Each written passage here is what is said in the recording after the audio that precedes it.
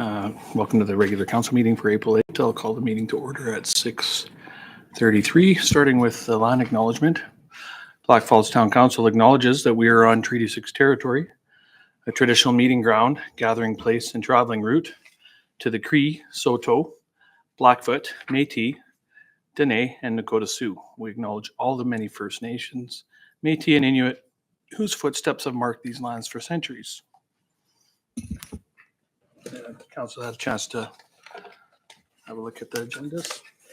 We do have a change, correct? We're moving confidential item up to public That's hearing. correct. We're moving item 8 up to item number 4. Thank you. Anything from council? Any changes?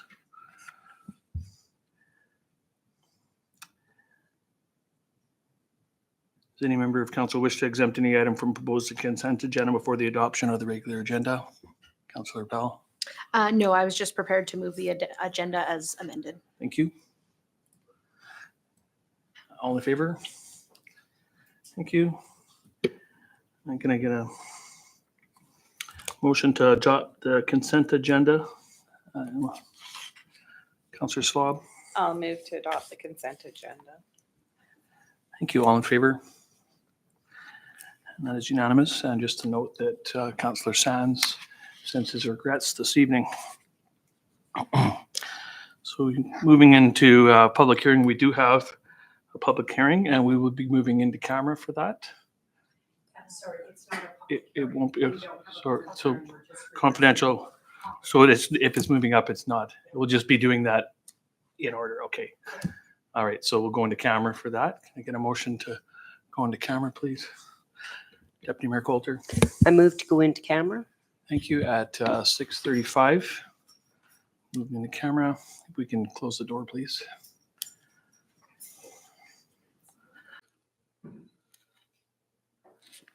Thank you. I'll call the regular council meeting for April 8th back into order. And we do have a motion coming out of camera. Councillor Schwab. I'll move that council authorize the chief administrative officer to enter into the agreement with Aspen Lakes West developers under the terms as discussed in camera. Thank you. Debate or discussion on that motion? All in favor? Thank you. That is unanimous. So we do have delegations this evening, starting with Jeff Alliston, partner with Metrics Group LLP for a 2024 financial audit.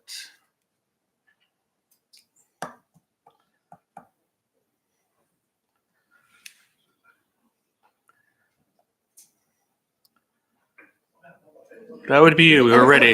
It's okay. You needed to build up some momentum, did you? Or are you gonna make a big entry? If you want to hit the mic there, the button on the mic, if you could. Thank you so much. Sorry, I was All waiting. right. I thought you had to adopt your That's right. agenda, or all right. There you go. Okay, well, thanks for having me here today. This is my first time actually presenting to council, so thanks for having us here and for being your auditors, I guess, for the 2024 fiscal year. So usually to begin these presentations, I usually give a bit of an overview of an audit, so why we have an audit and the importance of it. And really, it's to enhance the degree of confidence of the intended users of the financial statements. So those users mainly being yourselves as the councillors, ratepayers, municipal affairs, so those organizations or individuals with a vested interest in the financial performance of the town. This is achieved by us as auditors expressing an opinion. So we give assurance that the numbers are free from a material misstatement. So what that means is, as auditors, we seek reasonable assurance. So it's a high level of assurance, but it's not absolute. So we do not audit every transaction that happened during the year. Also, as auditors, we exercise professional judgment, professional skepticism. So a questioning mind, stay alert to conditions which may indicate possible misstatement. So areas such as cutoff, we want to make sure that transactions have been recorded in the correct fiscal period. Revenue recognition, making sure your revenue is being recognized once services have been rendered or any obligations have been met. And then as well as your collectability of your accounts receivable. So do you potentially have any receivables that maybe you're deemed to be uncollectible and require an allowance? And then also critical assessment of the audit evidence. So has the evidence we've obtained sufficient to form a conclusion? So on the financial statements on page 3 and 4 is our independent auditors report. So here we give our opinion at the top, which is that the financial statements present fairly in all material respects. The financial position, results of operations in accordance with Canadian public sector accounting standards. So those are the accounting standards that all government organizations report under across Canada, including your local government. And then the next part is our basis for opinion. So here we indicate that we performed our audit in accordance with Canadian generally accepted auditing standards. So auditing standards are the same across Canada. So whether you're a local government, a publicly traded company, or a not-for-profit, auditing standards are the same. It's the reporting frameworks that can be different. The next part is responsibility of management, those charged with governance for the preparation and fair presentation of the financial statements. And then the back half of the auditor's report indicates auditor's responsibility for the audit, which in turn outlines our objective, which is to obtain reasonable assurance that the financial statements are free from material misstatement. So looking at your financial statements, this is a snapshot of where the town was at as at December 31, 2024. You'll see your cash and cash equivalent position was up about $3.5 million year over year. So the town did generate positive cash flows from its operations, about $12.6 million. You then spent about $7 million on net tangible capital asset additions, moved about $1.7 million into investments, and repaid debt, about $637,000. When it comes to taxes and receivables, so here you'll see your tax receivable amount of $420,000. About 79%, so still in line with your prior years, was about 81, and then your non-current taxes and grants in place of 113 there. So there's no allowance indicated for your taxes. They're deemed to be collectible, or they have sufficient value of the assessment values to offset any uncollectability there. When it comes to other receivables, so trade and other, about $3 million there still to be collected. From other governments, you have about $1.3 million from Lacombe County. Various trade pay or receivables are $1.3 million, and then as well as GST make up the balance there. When it comes to your investments of $17.6 million, so those are made up mainly of your investment portfolio. You have two categories under public sector accounting standards. So you have some investments that are measured at fair value, which means that was the value as at December 31, 2024. And those are your principal protected notes within your portfolio. So those are tied to the market and are hedged against any downturn risk. And then you have investments at amortized cost, which are fixed income securities with various interest rates of 1.67 to about 4%, and then maturing between 2024 and 2028. Other financial assets include land held for resale. So you did have some sale of land in the year there. So you saw a decrease of $650,000, which left you with total financial assets of about $39.7 million, or about a $4 million increase there. When it comes to your liabilities, accounts payable and accrued liabilities here. So that's up to $3.4 million. So this is costs that you incurred for the 2024 fiscal year, but were yet to pay. So you have some various trade payables here, holdbacks, as well as other government payments in relation to work that was done at the end of the year. Employee benefit obligations, deposit liabilities, and then deferred revenue of $8 million. So here you'll see a change when it comes to your deferred revenue, as we've moved offsite levy amounts into here. So under the Municipal Government Act, when your local government collects offsite levies, those are required to be used against capital projects within your municipality. So as you allocate these funds to projects to be spent in the future, they'll come into revenue in order to offset the costs associated with those projects. Previously, they were recognized as revenue when collected, and then we're sitting in reserve within your accumulated surplus. But because there is that restriction that it needs to be spent on capital, just like any grant that you would receive, we've deemed those to be considered a liability, and that's why you see them here in your deferred revenue. Other grants, Canada Community Building Fund of $1.5 million. You had collected your 2024 allocation and still have $1.5 million to be spent. You had spent money in the year on paving. MSI money, you spent $2 million there I'm going to get this wrong anyway. I just asked Orly, but the Luong Road and then also the football field. So those grants were used to cover those projects there. So ending with 8 million still to be spent. When it comes to other liabilities here, you'll see your liability for contaminated sites, which is also a new addition to the year. So this relates to your salt. You have a salt contamination site here. So that's the cost in order to reclaim that site from that. So 546,000, and then long-term debt of 18 million.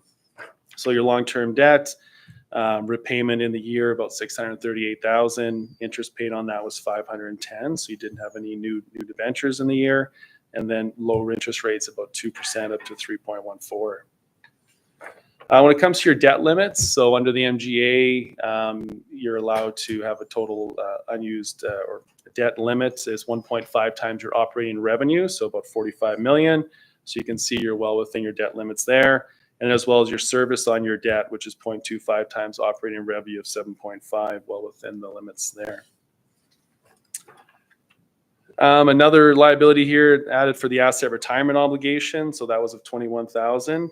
So that's, again, when you have tangible capital assets that have a part of them that needs to be retired in the future, there's a cost associated with that. You have what's deemed to be an asset retirement obligation.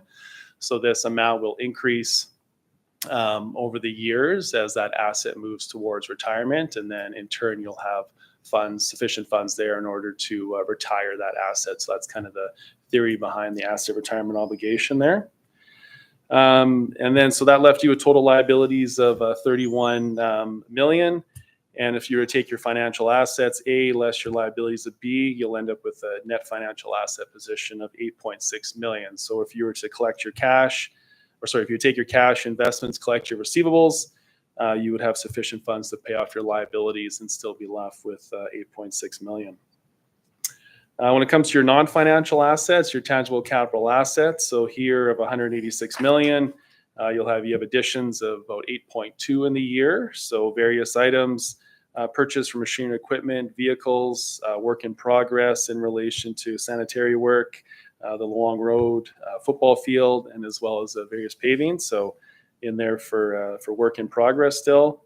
And then your amortization expense of 6.5 million, which represents the usage of your assets. So as you have assets that last 5 years, 10 years, 20 or 40, you take a percentage of those costs, they get amortized into your operations. So you can see this year you had additions of 8.3, usage of 6. So you in turn are replacing or adding to your tangible capital assets there. Other non-financial assets include prepaid expenses, inventory for consumption, for an increase there to 186 million. If you were to take your net financial asset position there plus your non-financial asset, you end up with 195 million of accumulated surplus. So that is broken up into a few categories: unrestricted surplus, restricted, and as well as equity and TCA. So your net changes there between your unrestricted and restricted kind of represent that cash component. So that was up about 3.6 million. And then your tangible capital asset increase of 1.2, leaving you with a net change of 4.8 million, which is your annual surplus for the year. When it comes to your operating revenue or on your statement of operations here, you'll see your total revenues for the year of just over 30 million. Net municipal property taxes were up to 13 from 12.5 in relation to assessment value increases.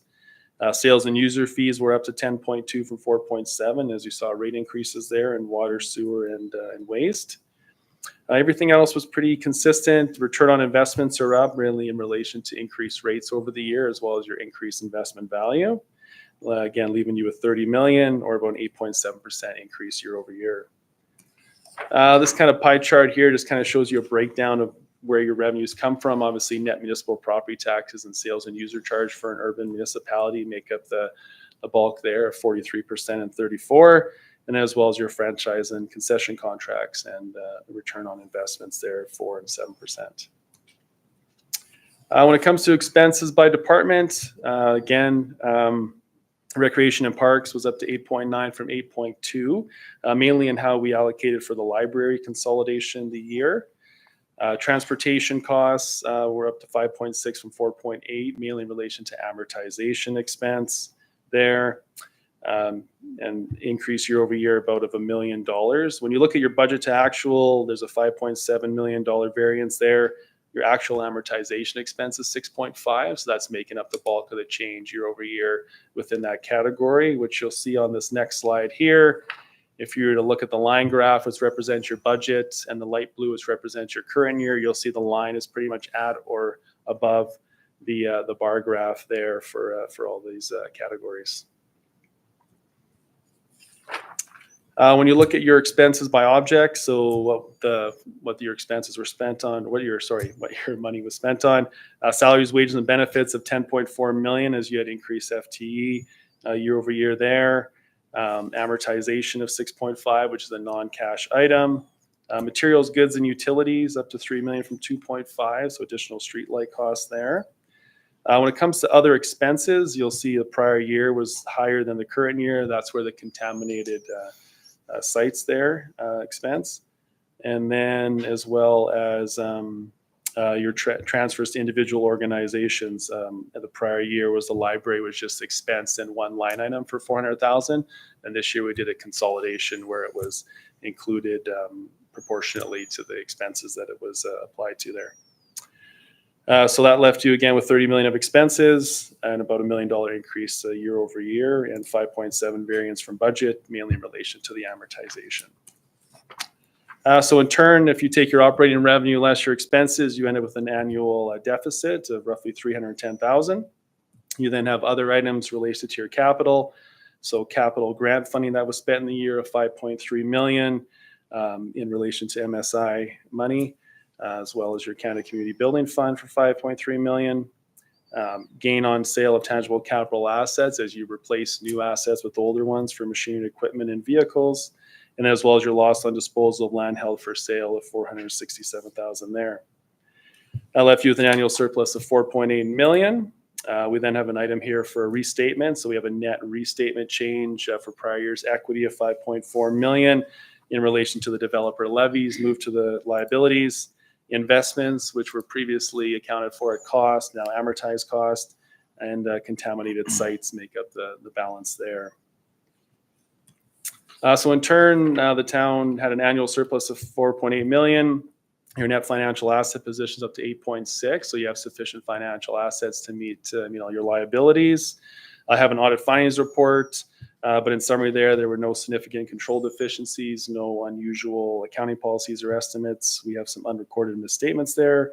No significant difficulties in performing our work that should be brought to the attention of council, and then the summary of our restatement. So just wanted to thank the team for all their work and support and helping us with our audit this year. It went fairly well for us. So yeah, and I guess if anybody has any questions on this part, I can definitely take them.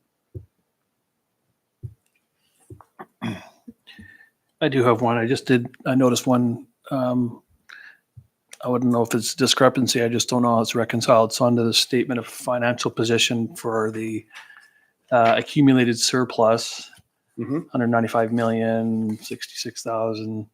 And then for under the statement of operations, it's 194, 831. So it's kind of reconciled on the accumulated surplus, that difference of 234,000. It's accumulated remeasurement. Yeah, so your principal protected notes have a derivative product in them, so it's a hedge against the downturn risk in the market as you hold them to maturity. So that loss currently it's currently in a gain position of 234,000. So if you were to sell the principal protected notes, all of them, you'd realize a gain of 234,000, at which point that would be recognized in your statement of operations.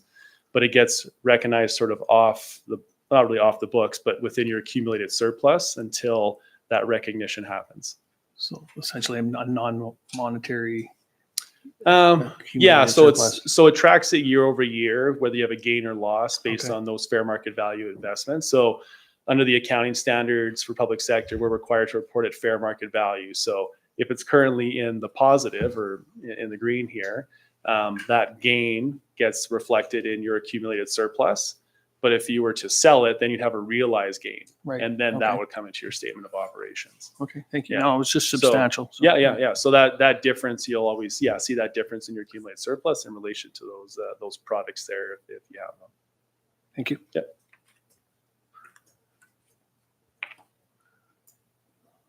That's it for me. Okay. Thank you. I don't know if my other part is here or how that works, but do you want me to talk about my audit findings report or? Whatever you had. This one, I got I don't know, did you have this one too? Did you This want one? to? Further down Yeah, the yeah. slides, there is more. Is there? I don't want to mess anything up here. Oh, good. Sorry, No, that's okay. I don't know what's happening. There we go. Plus, I don't know if I'm live on YouTube or anything, so. Oh, you are? Am I? Oh, Yeah. perfect. Half the time my staff watch this and make fun of me the next day.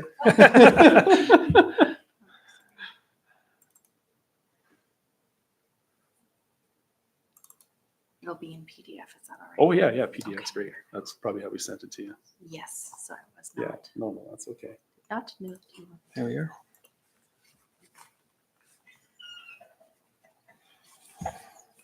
Here's presentation.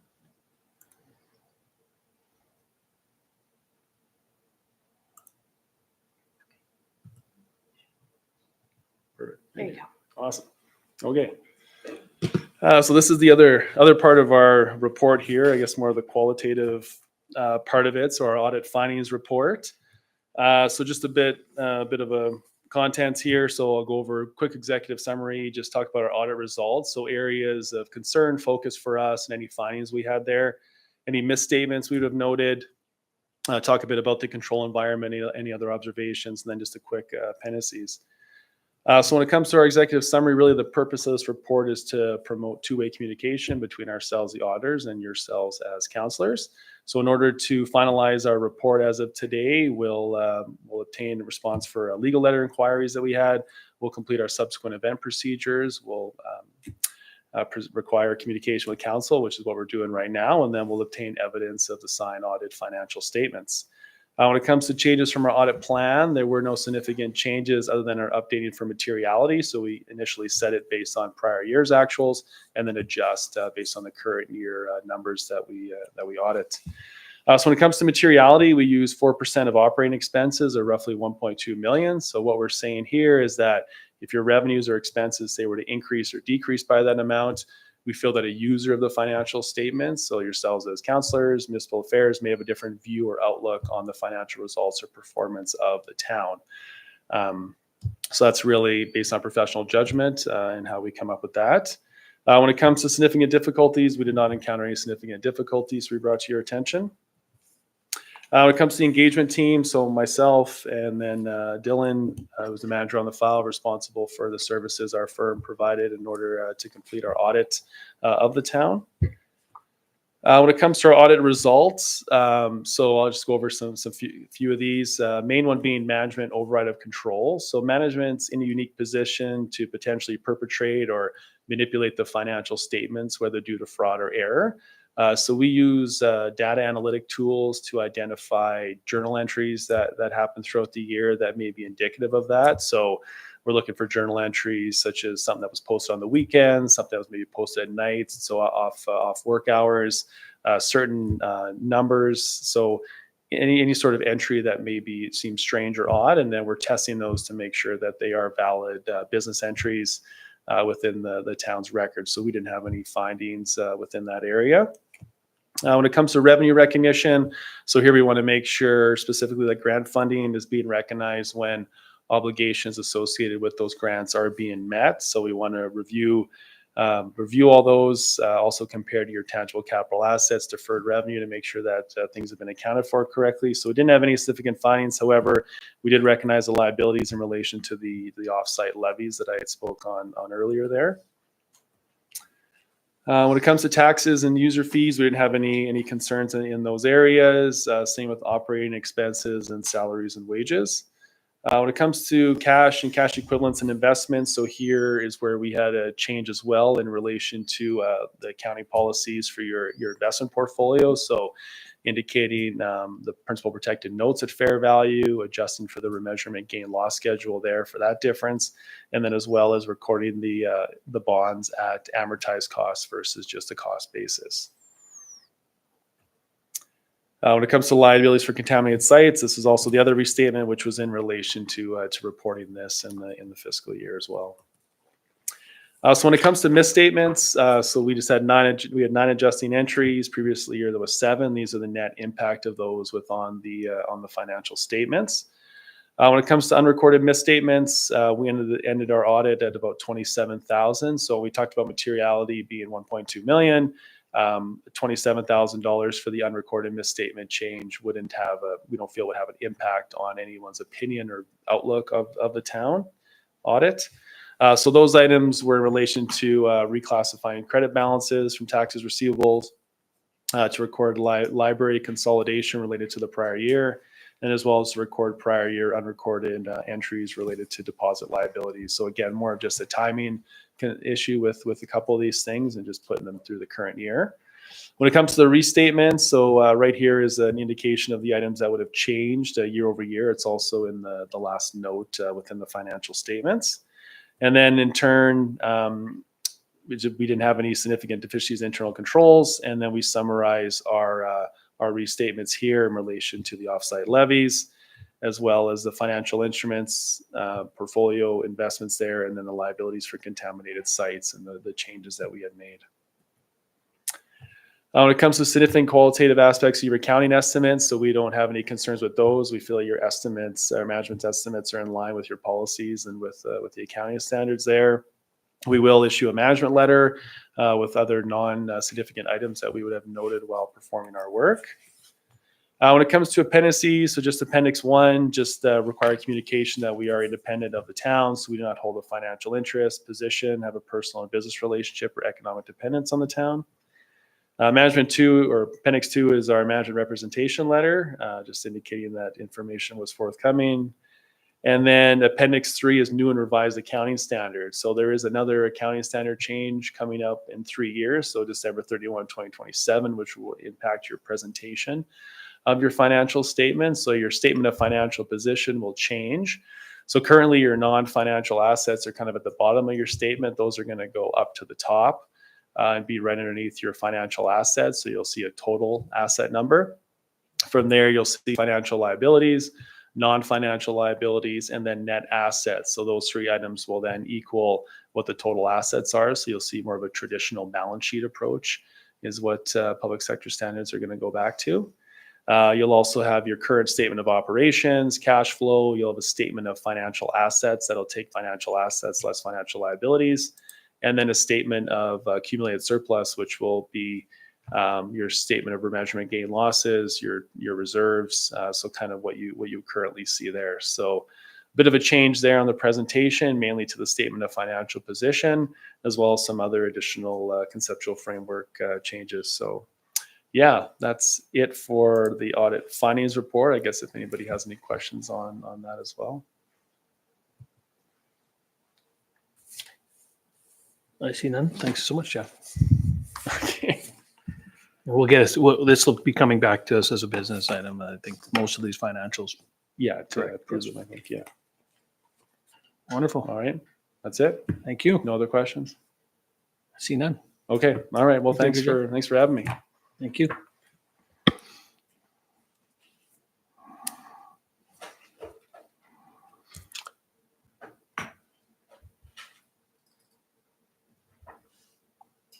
Wonderful. Okay, our next delegation, we're joined by Martine Francis from Stantec, looking at the Northwest Storm Wetlands and Outlet Trunk Project. Evening. Hi, good evening, Mayor and councillors. It's been a while since I've been here to present. My name is Martine Francis. I'm from Stantec Consulting, and I am the project manager for the Northwest Linear Wetland and Outlet Trunk project. Later on in the agenda, we're going to be looking for a decision to award the construction for this. So since it's been a while since we've discussed this project, we thought we'd just give a bit of a refresher on what the project is all about. I do want to just give you a bit of a project overview, talk about what the master stormwater management plan that feeds all of this project here, a bit about how stormwater is going to be managed in the Northwest area there. And then some other items that we have here are the lake management plan and just an overview of some of the construction activities that are planned for this year. So the planning in the Northwest area here began back in 2009. And since then, there have been a number of high-level studies that were undertaken at the watershed level, and then bringing down into more detailed plans to guide future developments. Watershed planning in general is a pretty complex topic, and we've worked really closely with Alberta Environment to address all of the technical and environmental requirements for the project. This here is a list of the major milestones that we've gone through, and it's really just to highlight to you the years of work that we've put into bringing this plan forward. The town and Stantec, along with Alberta Environment and Lacombe County and other stakeholders, have worked really hard on bringing this project to the point where we're ready to break ground and get into construction. So the watershed overall, the master stormwater management plan that covers this area, ultimately has been developed to be the backbone of what guides development moving forward for this community. So it's all centered around the watershed. The master plan really, and the approval of this, gives you 2 Water Act approvals. And the 2 Water Act approvals allow you to build the backbone of the stormwater system and then to administer all of the activities and the details that are captured in the master plan.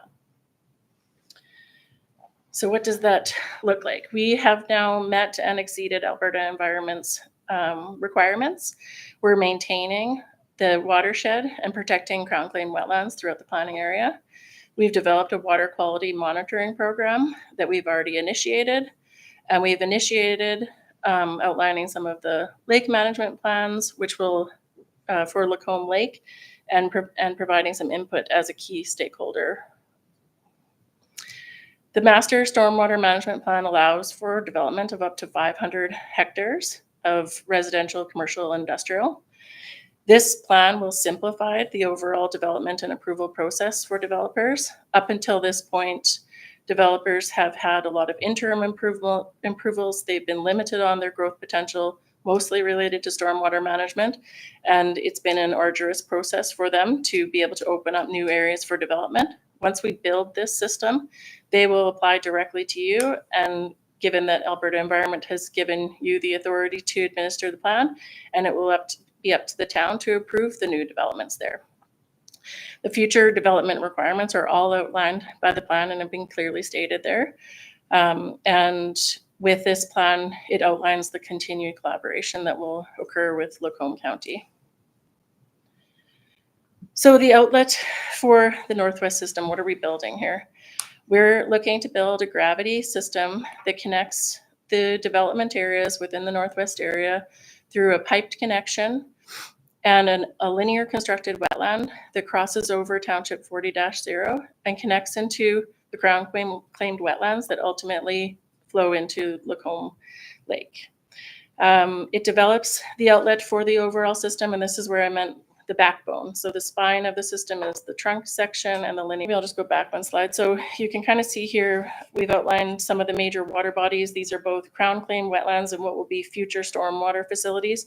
So once the town has built that backbone, the developers themselves will be responsible for building the stormwater facilities that will tie into all of this. So through the development areas there, there'll be a scattering of stormwater management facilities that will be sort of development driven. And they will be sized according to the requirements of the master drainage plan. As part of some of our earlier consulting, we had brought forward this graphic that talks about the stormwater management facilities. So these are a bit of a hybrid facility between what you would normally typically see in a stormwater management facility and also providing a bit of a constructed wetland facility so that we get the benefits of what a wetland offers in terms of water quality improvement, treating of contamination, uptake of pollutants or nutrients. And then we are also looking to promote infiltration through this system. You The town of Blackfalds is lucky to be overlying a lot of really highly impervious soils here, or sorry, permeable soils here. So we do know, and we have been experiencing high levels of infiltration here. And so these facilities will allow for some of that recharge to the local groundwater system, and to not deplete that there. One of the reasons why we have to build the overall backbone and the spine is that Alberta Environment does not want to rely on infiltration. They've seen systems like that fail in the past, although they're not sort of representative of what we have here in Blackfalds.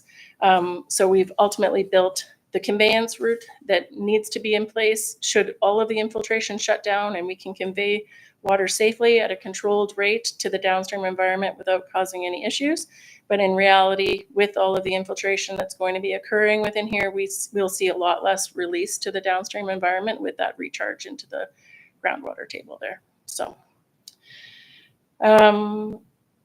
I talked a bit about the lake management plan. This was one of the things that we had uncovered sort of during the statements of concern and through the process of getting the approvals through Alberta Environment. We thought that it would be a good recognition that because this is connecting to a downstream environment that is quite respected and admired by a lot of the public surrounding the lake there, that we thought that initiating the lake management plan would be a good collaborative effort between the town and Lacombe County. This is a Lacombe County-led initiative, with the town of Blackfalds being a stakeholder in there. And really what will go into the plan, and I think that Lacombe County will be initiating that in 1 to 2 years' time. It doesn't have to be in place for us to start development, but it does need to be in place eventually. And so those processes will take time. But in doing so, when we consulted with Lacombe County, we just talked about some of the main sort of components of what goes into the plan and what some of the outcomes would be. And we will be a part of supporting the town of Blackfalds as Lacombe County undertakes that plan there. So we have tendered, and we have made our evaluation of all of that tendered information. You'll be seeing that later. We did go forth with a qualifications-based evaluation for that tender. We didn't want this to be solely based on the lowest price. We did want to know that the contractor had a solid construction execution plan, had a plan for caring for their environment, and had a plan for managing stakeholders. And so through that, we were really satisfied with the results that came forward from that tender evaluation. As I mentioned, we're looking for notification to award after tonight's meeting and getting some contracts scheduled. And then we've got some pre-mobilization activities starting in April through to June, with the bulk of the earthworks and the pipe installation and trenching happening through July and August. We hope to have substantial completion completed before the end of the year here, before that snow starts flying again, and then any seasonal deficiencies would be wrapped up in 2026. Well, that's my brief update for you. If you have any Thank you, questions, please let me know.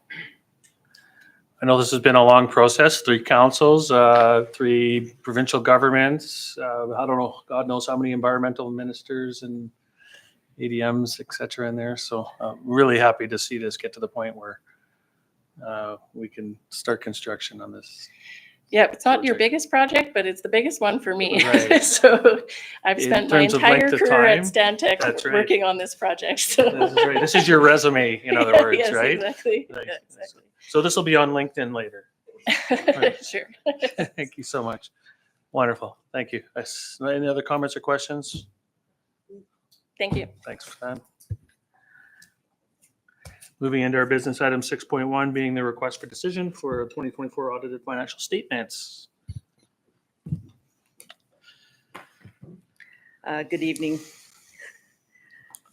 So I'm bringing forward the request for a decision to accept the 2024 audited financial statements. The annual financial statements for the town have now been audited in accordance with the requirements from the Municipal Government Act and presented earlier by a delegation from Matrix. The Matrix Audit Team, in collaboration with the town of Blackfalds, established the audit timelines and processes to conduct the comprehensive audit. Matrix Group commenced the interim work late 2024 to review the documents and document internal processes and preliminary testing. Sorry. The audit team conducted the audit remotely beginning March and tested randomly selected data from all the accounting modules. Matrix Group also conducted the audit, prepared the audited statements, the financial information return, and the 2024 board report to the board. Matrix Group partner Jeff Allistone, who was in attendance here, provided an overview of the statements and findings, and I trust all your concerns or questions were addressed at the time. Administration would like to take this opportunity also to thank the Matrix Group. Dylan Starman was the manager and Jeff Allistone, the partner, for the excellent work they provided for us. And with that, administration has a recommendation for council to consider a motion to accept the 2024 consolidated financial statements. Thank you, Manager Boussaint. As we said, I think most of our questions were answered by the auditor. Last opportunity. If not, we have a recommendation for a motion. Councilor Dennis. I'll move that council approve the 2024 consolidated financial statements as presented. Thank you. Debate or discussion? All in favor? That is unanimous. Thank you. Item 6.2, the Northwest Stormwater System Project Award. Thank you, Worship Council. So as you just heard, the stormwater management for the Northwest area project is kind of getting going here. So that's really good news. We're hoping to move forward with tender approval tonight. So I'll just kind of get into it a bit more here.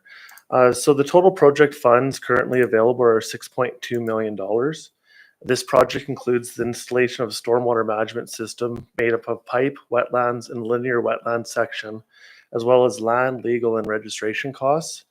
The system, approved by Alberta Environment and Protected Areas, will ensure that the future and current stormwater development within this area of the basin are managed responsibly. The plan will ensure the environmental sensitive water courses downstream within the Battle River watershed are protected. The project has also undergone an environmental appeal, which was successful, reconfirming by the Minister of Alberta Environment and Parks the approval as well as the two water acts with minimal revisions to the original plan. Once the stormwater management backbone is in place, so that's basically a series of pipes and linear wetlands that will connect this whole area to the south end of Lacombe Lake. The town will then manage the internal approvals and all future developments within this area to ensure that it meets or exceeds this master drainage plan. So the project was posted on an Alberta Purchasing Connection and the Red Deer Construction Association on February 6th and closed on March 20th.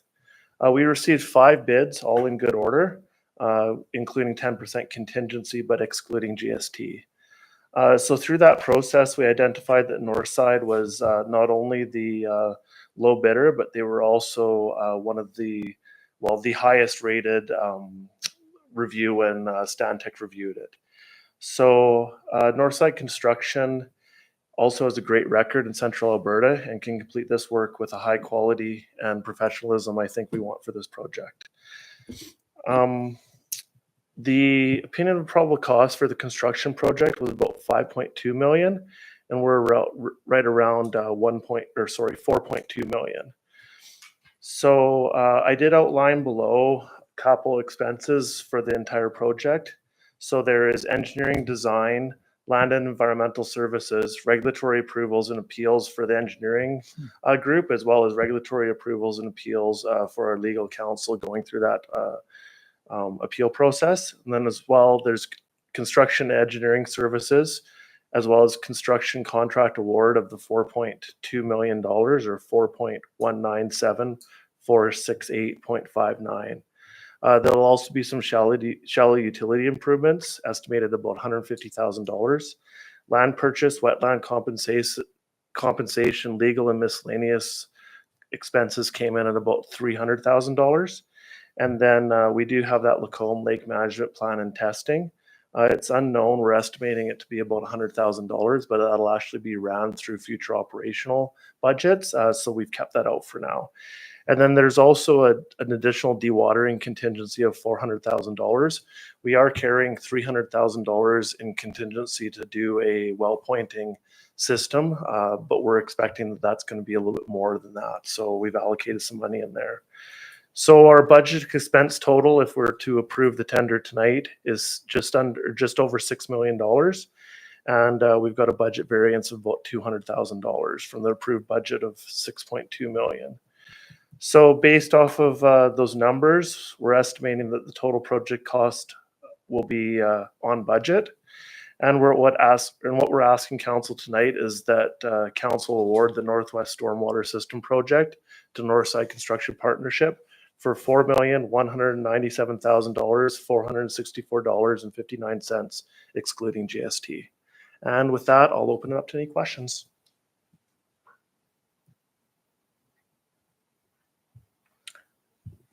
I see no questions.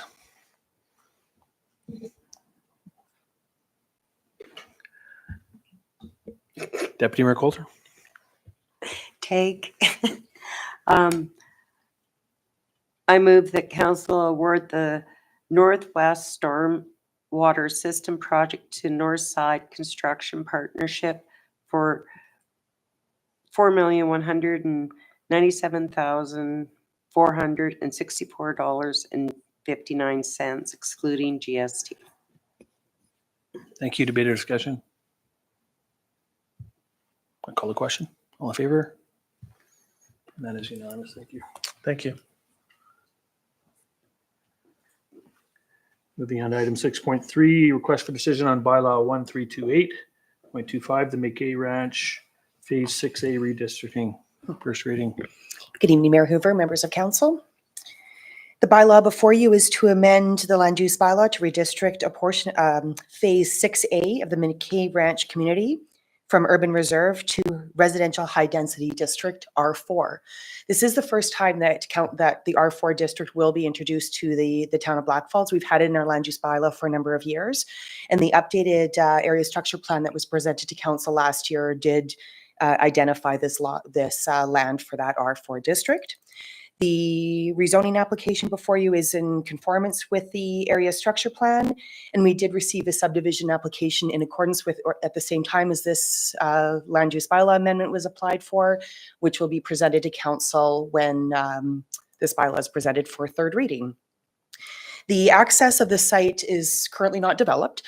Council may remember you conditionally approved a subdivision, I believe last council meeting or one shortly thereafter, that was Phase 4 that would extend East Point Drive all the way to the eastern quarter section line. This parcel will be accessed from that East Point Drive extension. The administrative recommendation before council is that council consider the following two motions. The first being that council give first reading to bylaw 1328.25 McKay Ranch Phase 6A redistricting as presented. And the second motion is that a public hearing date be set for May 13th, 2025 at 7 p.m. in council chambers. Thank you. Thank you. Questions, comments?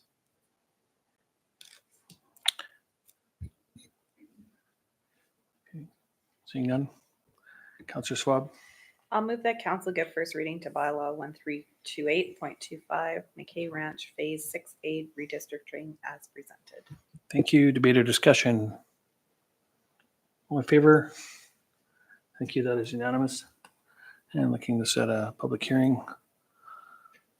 Councillor Pillar. Certainly. I move that that a public hearing date be set for May 13th, 2025 at 7 p.m. in council chambers. Thank you. Debate or discussion? All in favor? Unanimous as well. Thank you. Thank you. And item 6.4, request for decision on bylaw 1327.25, being the 2025 property tax rate bylaw. First reading. Good evening. So I'm bringing forward the 2025 property tax rate bylaw for its first reading.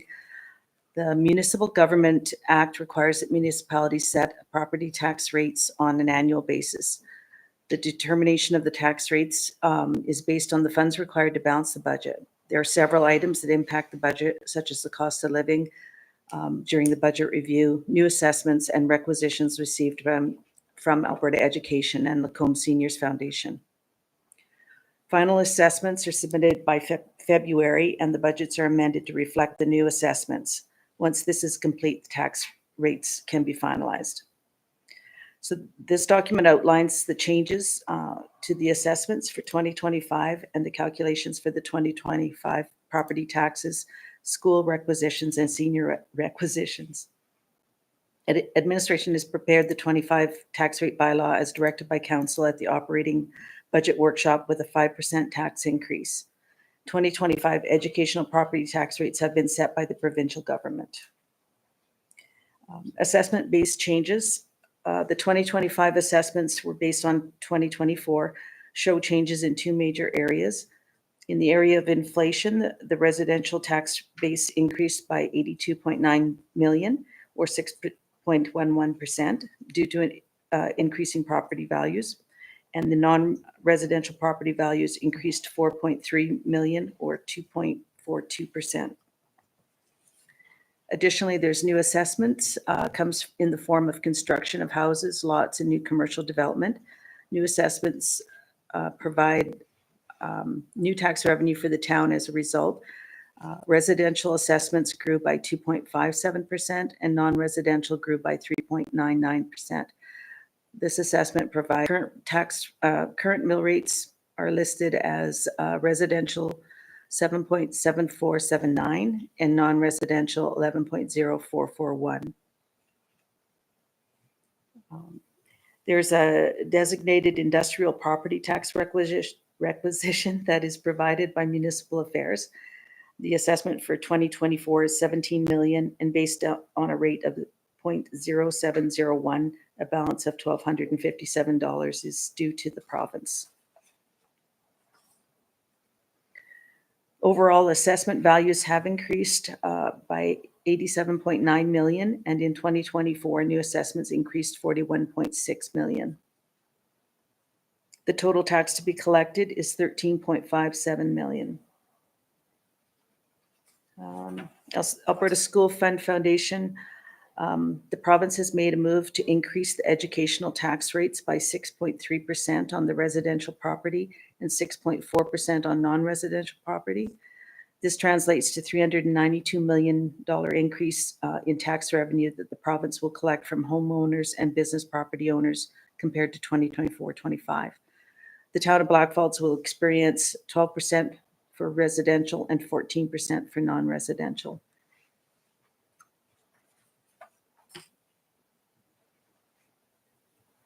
Assessments are based on the market value as of July 1st, 2024, and the physical condition as of December 31st. Average assessment for a house valued in Blackfalds is $352,000, and it will have an increase of approximately $136 in the municipal portion. The provincial school requisition will increase by 87, which reflects the increase in school education requisitions and the under-over levy collected last year. And the senior requisition amount will increase by about $2 for 2025, for a total increase of about $225 for an average home. It's important to note that the municipality receives approximately 75% of the total income, whereas the province and senior housing receives approximately 25%. The impact of the tax increases will vary on properties depending on the assessment value change. All figures have been provided on an average basis, and individual properties may experience variances of positive or negative. The property tax rate bylaw is attached and contains the information required by the MGA. Property tax notices are due to be sent out the first week of May. And the tax rate bylaw was prepared based on the approved 2025 operating budget and includes 5% tax increase. Administration recommendation to council is to consider the motion to accept the first reading for the property tax rate bylaw. Thank you. Thank you. Questions, comments?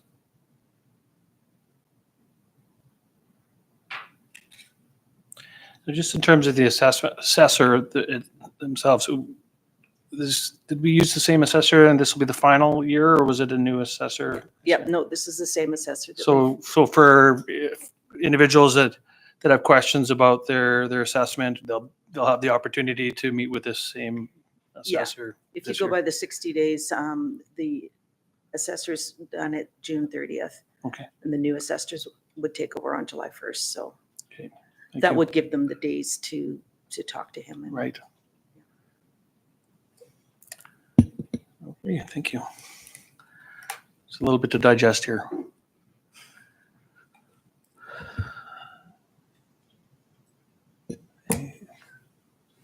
Deputy Mayor Coulter.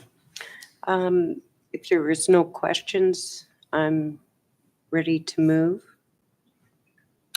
See none? I move that council give first reading to bylaw 1327.25, 2025 property tax rate bylaw for the town of Blackfalds as presented. Thank you. And just to be clear, this will be coming back for second and third at the next regular council meeting. Thank you. Okay. Debate or discussion on the motion? All in favor? Thank you. That's unanimous. Item 6.5, request for decision on proclamation, or sorry, the assessment services RFP results, just what we were talking about. all right, so the town of Blackfalds has been notified by a current property assessment service provider of their intention to terminate the existing contract due to retirement. A request for proposal was developed and released on Alberta Purchasing Connect and ran from February 19th through to March 14th. The town received a total of 4 responses. The RFP was developed with the evaluation criteria that address the critical roles for which the property assessor would be responsible, including proposed inspection and quality assurance methodology, defense of complaints and appeals, assessment experience, training and transition, references, costs, and value.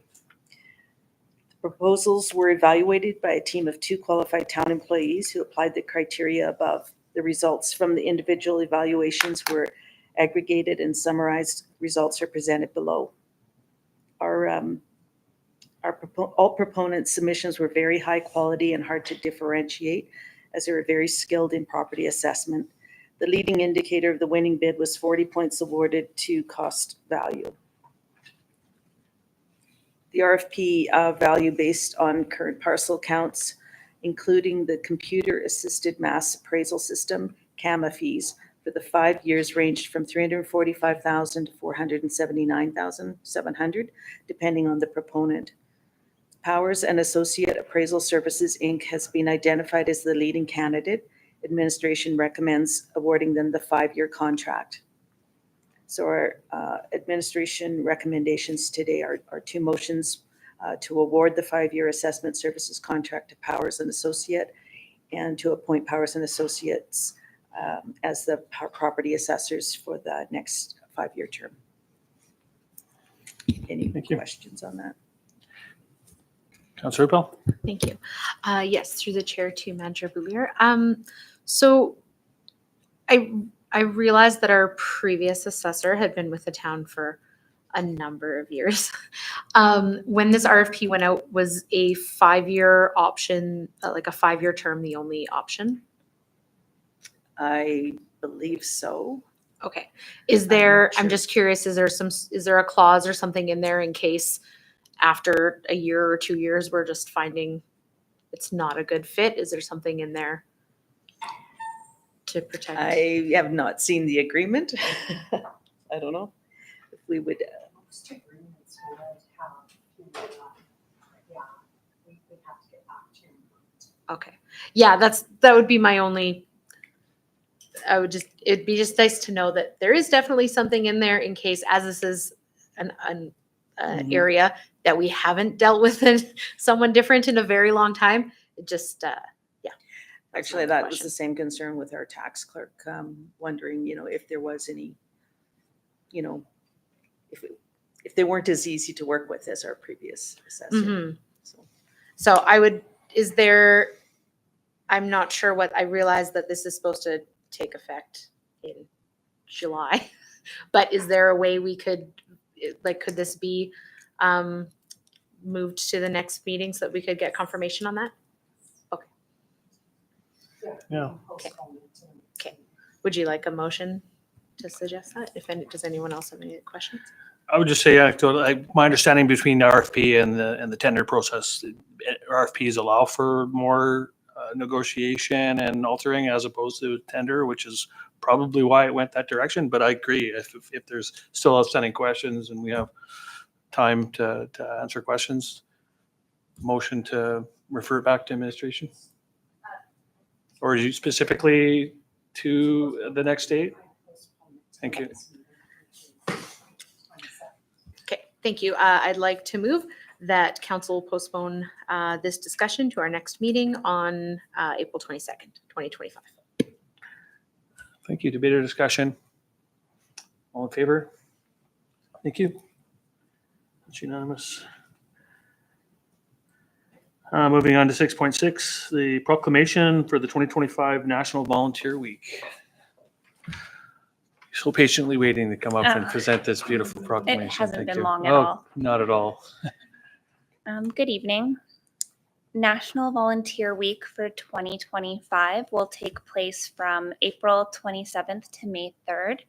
This week is set aside each year to recognize and thank volunteers around Blackfalds and Canada for the contribution they're making to strengthen inclusivity and well-being in our communities. The theme for National Volunteer Week 2025 is Volunteers Make Waves. It highlights the power, impact, and importance of individual and collective volunteer efforts across Canada. Like a wave, volunteering has the power to create significant and far-reaching impacts. Each contribution acts as a ripple effect that enhances resilience, increases social cohesion, and improves our community's overall sense of well-being. We will honor our award recipients at our 2025 award presentation at the Best of Blackfalds Volunteer Edition on April 17th and the Youth Recognition Night on May 1st. All nominees and volunteers who have supported the town of Blackfalds are invited to participate in these events. The administrative recommendation is that council considers the motion to proclaim April 27th to May 3rd as National Volunteer Week in the town of Blackfalds. Thank you. Questions, comments? I think this is something that's important for our council and the town. Each year, volunteers are essentially the lifeblood of our community, are extremely important, and this community values that recognition. So I'm completely in support of this resolution each year. That being said, Councillor Schwab. This is a great way to recognize our volunteers, and we do this every year. And I'm ready to move the motion that council proclaim April 27th to May 3rd, 2025 as National Volunteer Week in the town of Blackfalds. Thank you. Debate or discussion? I call the question. All in favor? And that is Thank you. unanimous. Thank you so much. And then finally, 6.7, request for decision. This is the regular council meeting minutes that were previously identified to have, I believe, an error in that last time. Yes. Thank you, Council. So during the regular council meeting that was held on February 25th, the minutes that were recorded and subsequently approved at the March 11th regular meeting. Upon further review, it has come to administration's attention that the minutes contain an error in resolution 047/25, and the specific amendment is in front of you here.